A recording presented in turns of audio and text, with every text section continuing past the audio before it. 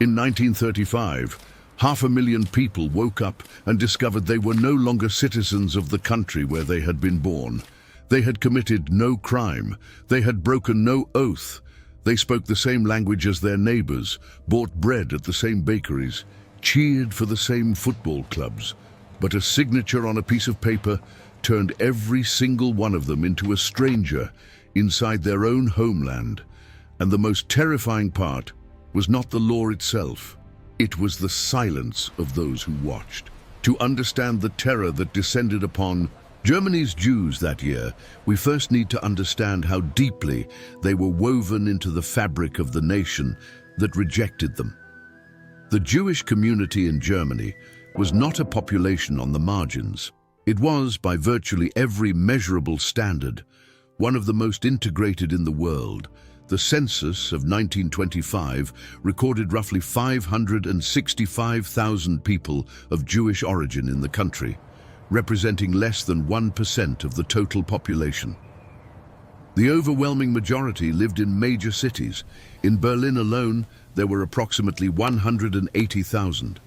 They were doctors, lawyers, university professors, journalists, editors, musicians, scientists. Of the 38 Nobel Prizes awarded to German citizens up to 1938, 9 went to individuals of Jewish origin, nearly a quarter of the total. The Weimar Constitution, the document that founded Germany's first democracy, was drafted by a Jewish jurist. The foreign minister who negotiated the Treaty of Rapallo was Jewish. In medical faculties, courtrooms, theater stages, and newspaper offices, the Jewish presence was an indistinguishable part of the country's intellectual and economic life.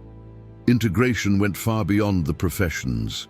By the end of the 1920s, nearly half of all marriages involving people of Jewish origin in Germany were with non-Jewish spouses. Many had abandoned religious practice generations earlier. Some celebrated Christmas with their Christian neighbors. Others had converted to Protestantism.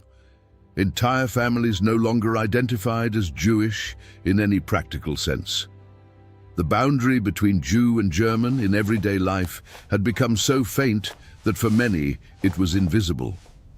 More than 100,000 soldiers of Jewish origin had fought in the German army during the First World War.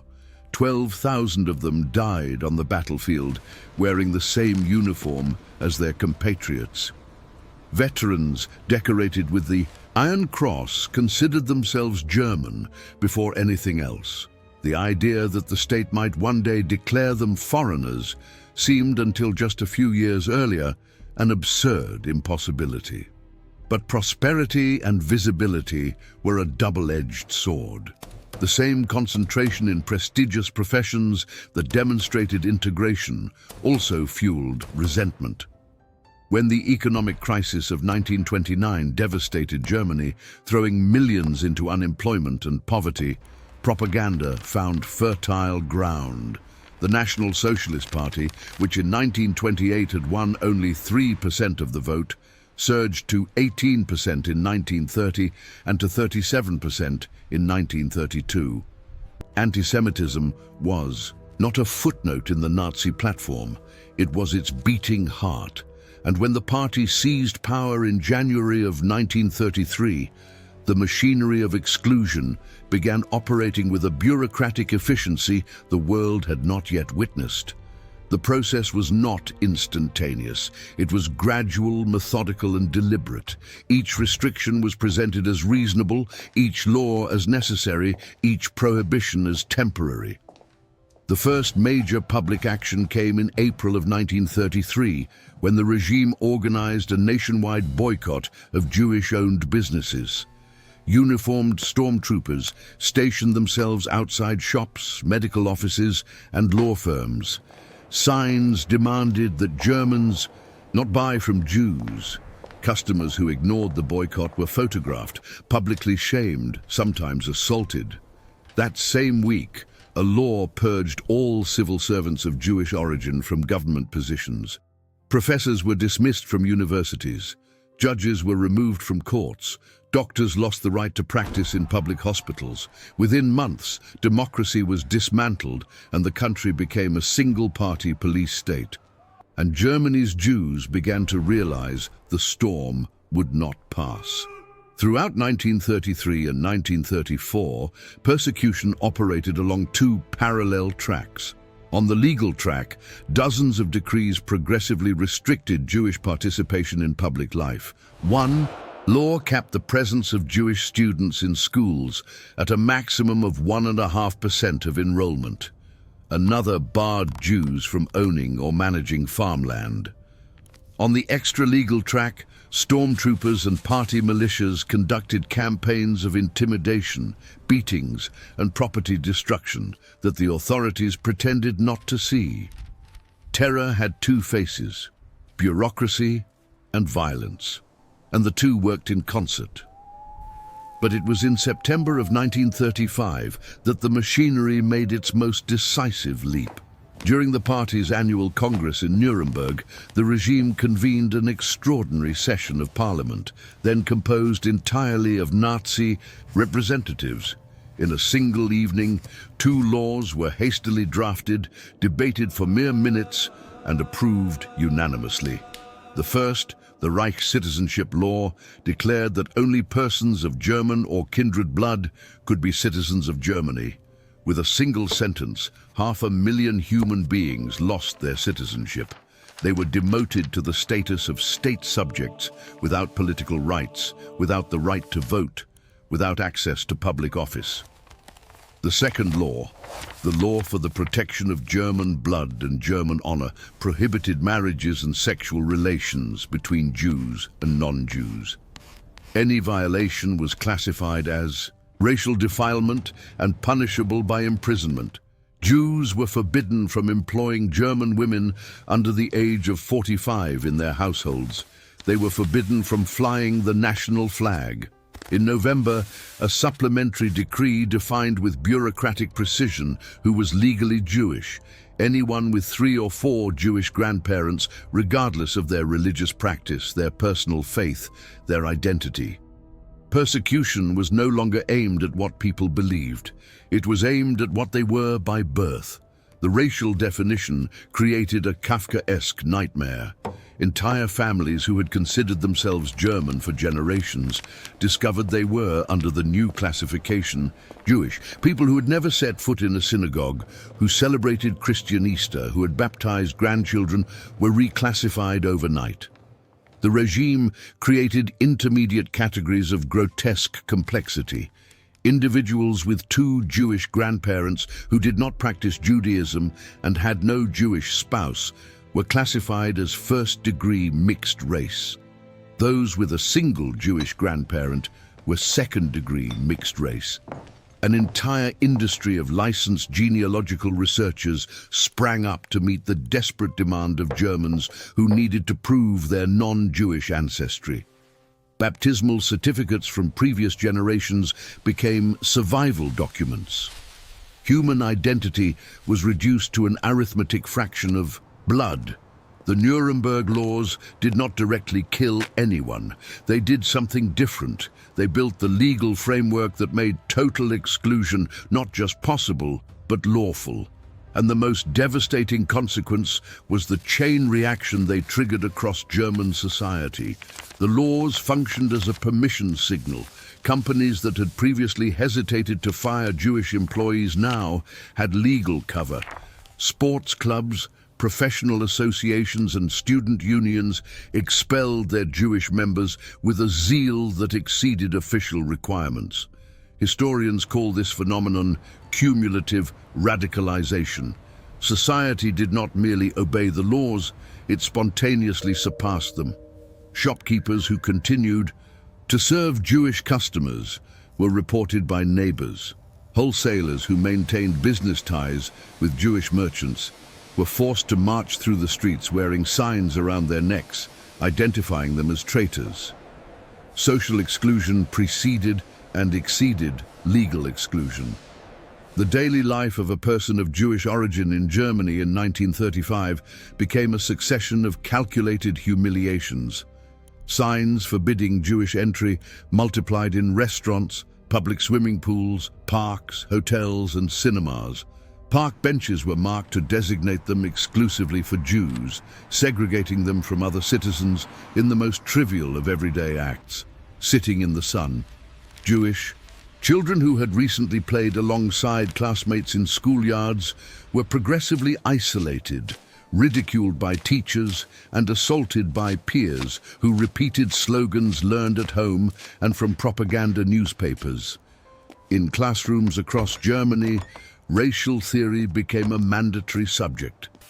Math problems calculated the percentage of Jews in the population as an arithmetic exercise. Children's books published by the press arm of the regime's most virulent tabloid taught young readers to identify Jews by supposed physical characteristics. A school essay published in 1935 by that same newspaper contained the words of a German child. Regrettably, there are still people today who say that Jews are creatures of God and therefore must be respected. But we say that vermin are animals too, and we exterminate them just the same. The sentence came from a child. The idea did not. Propaganda operated as a slow, systematic poison.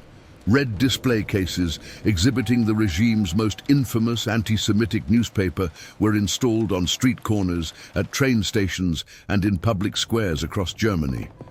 By 1935, its circulation had reached 500,000 copies per week, but its actual reach was vastly greater, because any passerby could read the headlines and grotesque caricatures in the street displays.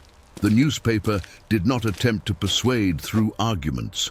It repeated the same accusations in different forms, week after week, year after year, until repetition replaced thought. Every edition carried the same sentence at the bottom of the front page: "The Jews are our misfortune." The phrase, coined by a Prussian historian in the 19th century, became the refrain of an entire nation.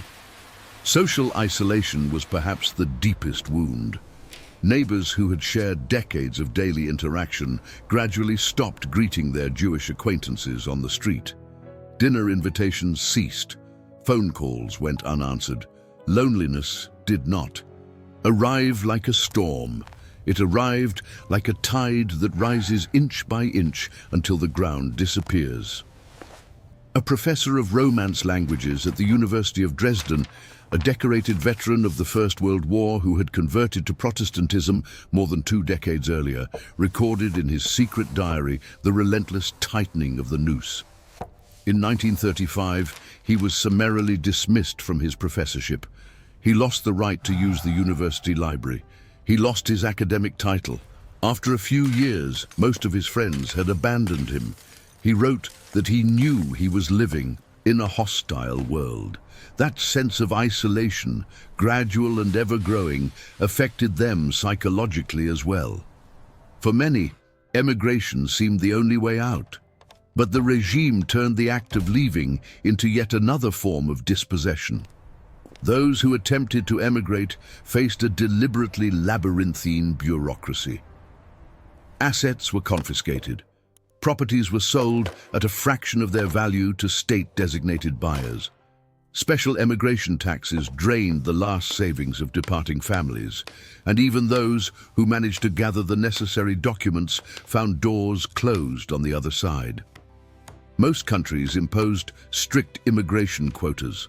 The world knew what was happening in Germany, and the world, to a large extent, looked the other way. Between 1933 and 1937, roughly 130,000 Jews left Germany, but more than 300,000 remained. Some stayed because they lacked the means to leave. Others stayed because they could not accept that the country they loved had discarded them. Veterans who had shed blood for Germany clung to the hope that the madness would pass. Intellectuals who had devoted their lives to German culture could not conceive of an existence in another language, another landscape, another world. The attachment ran so deep that it functioned as a trap, and the regime counted on it. The cruelest paradox of 1935 is that the Nuremberg laws were received with relief by a significant portion of the population, including some Jews. The disorganized violence of the stormtroopers, the random beatings, the spontaneous boycotts, the constant uncertainty about what was and was not permitted had created a climate of unpredictable terror. The laws, however brutal, seemed to offer predictability, clear boundaries, defined rules. Many non-Jewish Germans welcomed the laws because they believed they would put an end to street violence. Many Jews tried to adapt to the new restrictions, reorganizing their lives within the ever-narrowing limits imposed upon them. Private Jewish schools were created to shelter children expelled from the public system. Community organizations multiplied their efforts to provide social assistance, professional training, and emigration preparation. The Jewish community attempted to build a parallel existence inside a society that was expelling it. The resilience was real, but so was the trap. Because the Nuremberg laws were not the end, they were the foundation. In the 3 years that followed, more than 400 additional laws and decrees would be enacted, each tightening the noose further. Jews were banned from receiving government contracts. They were barred from attending public schools. They were required to register all their property. They were forced to add compulsory names to their identity documents. Their passports were stamped with an identifying letter. Each decree was a step on a staircase that descended into an abyss that, in 1935, most people still could not see.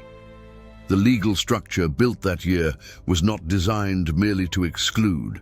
It was designed to dehumanize, and dehumanization was the necessary prerequisite for what would come next.